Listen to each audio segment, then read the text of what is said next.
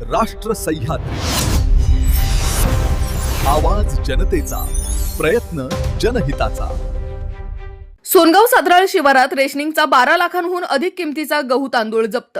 राहुरी तालुक्यातील सोनगाव सातराळ शिवारात स्थानिक गुन्हे शाखेने मोठी कारवाई करत रेशनिंगचा 12,850 किलो शासकीय गहू व तांदूळ जप्त केला।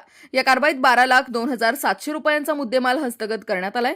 गोपनीय माहितीनुसार यासिर सादिक तांबोळी वय वर्ष 26 राहणार सोनगाव सातराळ याच्या गोडाऊनवर छापा टाकण्यात आला। तपासात 121 गव्हाच्या गोण्या, 6,990 किलो, 117 तांदळाच्या गोण्या, 5,860 किलो तसेच 2 वाहने जप्त करण्यात आली।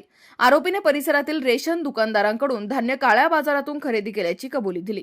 या प्रकरणी राहुरी पोलीस ठाण्यात जीवनावश्यक वस्तू अधिनियम कलम 3 व 7 अन्वये गुन्हा दाखल करण्यात आला असून पुढील तपास सुरू आहे। राष्ट्र सह्याद्री, आवाज जनतेचा, प्रयत्न जनहिताचा।